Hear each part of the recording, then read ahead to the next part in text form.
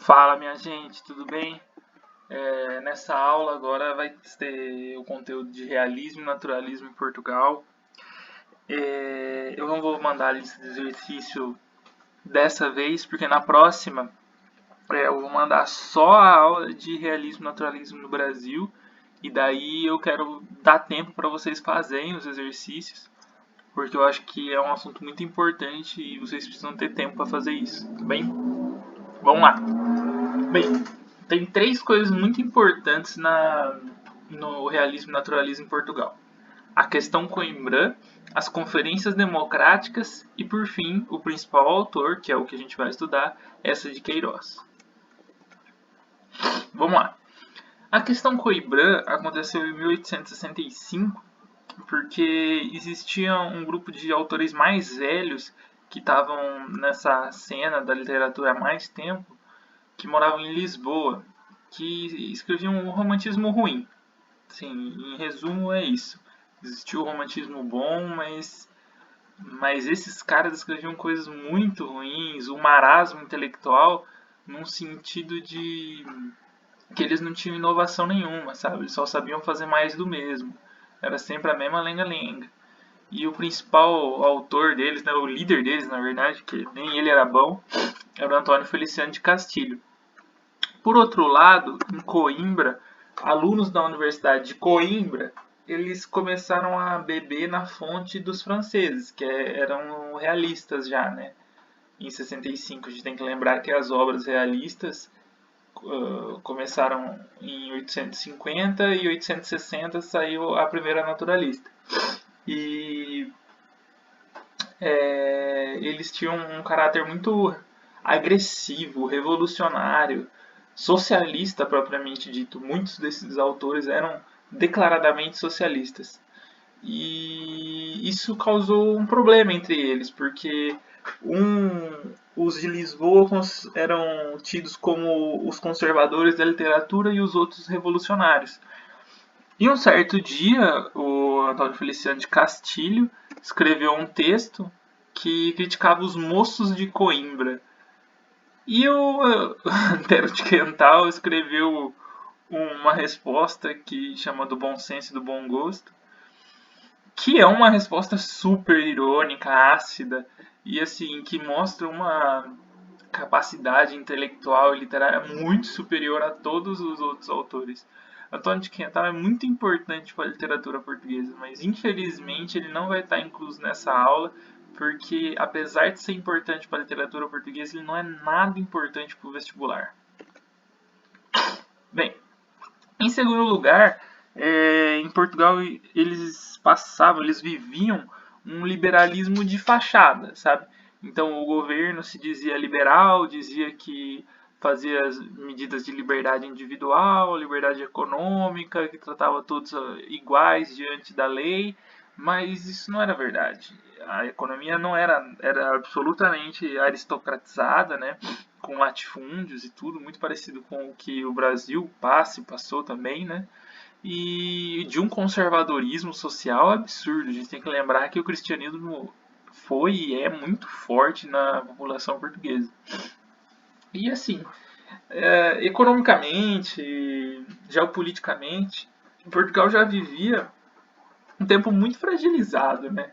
Ele deixou de ser aquela potência marítima que era absurda em 1500, 1600, passou a ser um país rico, que não produz nada, que dependia muito das suas colônias, que entrou numa crise violentíssima depois da independência brasileira.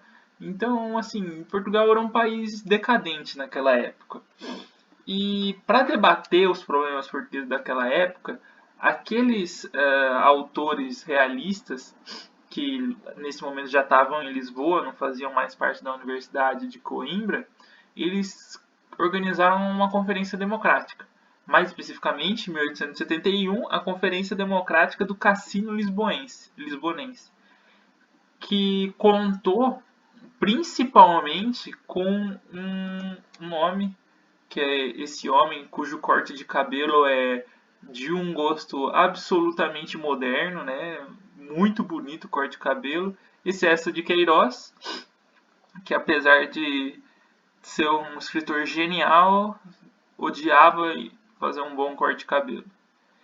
E ele foi o nome mais importante que assinou a presença das conferências democráticas para discutir os problemas, a raiz dos problemas portugueses. E ele discutiu muito ao longo da vida inteira os problemas portugueses e o que ele acreditava ser os motivos. Ele sempre foi muito crítico. A gente vai ver exatamente isso agora. Essa de Queiroz, antes de tudo, ele não era um escritor especificamente realista. Ele começou, na verdade, ainda no romantismo.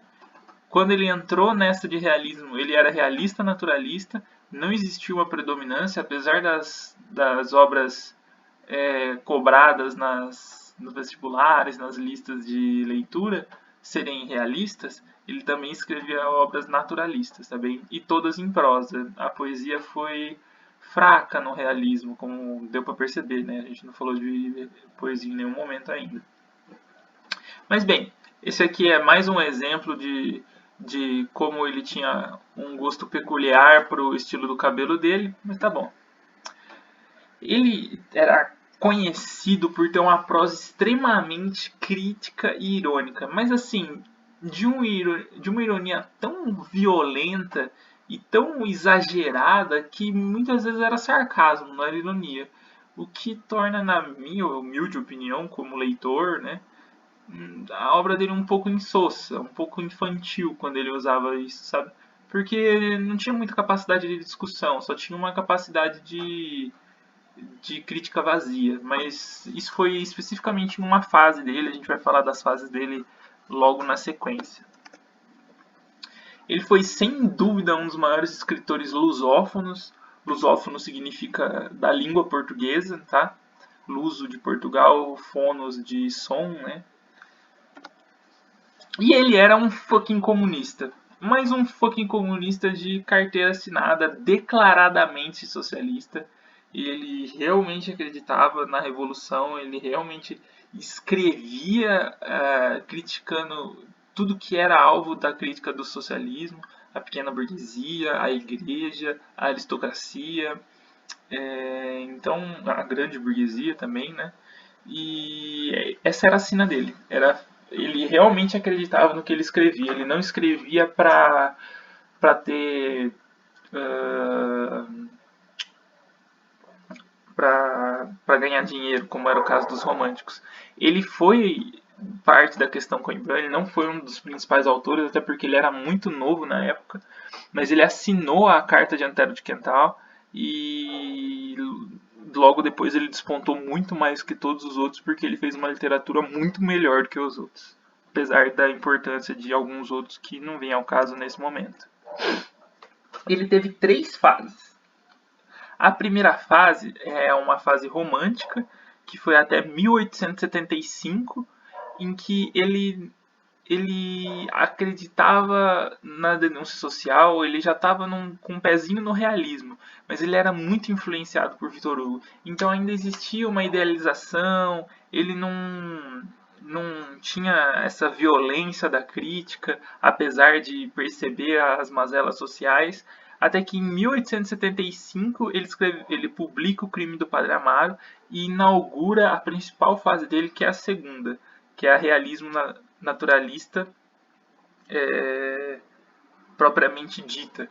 Que nela ele praticamente foca suas críticas à burguesia, à igreja e à monarquia, porque ele julga que o atraso de Portugal no seu desenvolvimento é culpa da hipocrisia do clero, da burguesia gananciosa, irresponsável e medíocre, e de uma aristocracia rural acomodada que impedia que Portugal se tornasse um país industrializado como os outros países europeus. Foi nessa época que ele escreveu alguns dos principais livros dele, inclui-se o Crime do Padre Amaro, o Primo Basílio e a Relíquia, né? Que é muito ácida, os três, principalmente com a pequena burguesia. Eu não vou entrar em detalhes nos três, porque pro Enem, pra Unesp não vale a pena. Só que a gente tem que ficar na cabeça que ele era muito crítico e que essas 3 obras, elas eram praticamente voltadas exclusivamente para criticar a burguesia e principalmente e também a igreja, tá bem? Por fim, ele teve uma terceira fase que também foi importante, apesar de não ser tão lida quanto a segunda, que é uma fase considerada madura, porque ele deixa de ter essa acidez infantilizada, assim, não infantilizada, mas imatura, e começa a ser mais palpável. Ele deixa de ter ser absolutamente crítico, desculpa, ácido, e começa a ser mais realista. Assim, não realista no sentido literário, mas realista no sentido de parar de exagerar, sabe? Então ele viu o mundo com olhos mais palpáveis. Enfim, ele se voltou para o moralismo, ainda um moralismo querendo criticar a hipocrisia da igreja. Mas aqui já não era mais um anticlericalismo, sabe? Ele não era contra a igreja, ele era contra a ironia, ele era contra a hipocrisia, contra os maus costumes das pessoas que faziam parte da igreja. Ele tinha certo otimismo de que nós conseguiríamos, nós não, né? Que eles em Portugal conseguiriam retomar o caminho da grandeza geopolítica que Portugal teve anteriormente. Ele se volta para um saudosismo da infância. Ele tem uma extrema crítica ao que é super artificial e superficial, que o principal obra desse momento da sua vida é a Cidade às Serras, né?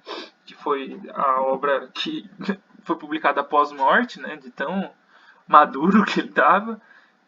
Foi o finalzinho da vida dele e assim ele foi o maduro era principalmente os últimos anos da vida dele, então não é tão ampla assim essa obra, mas então ele demorou muito, por isso que ele tá, por isso que eu falei de tão maduro que ele tava.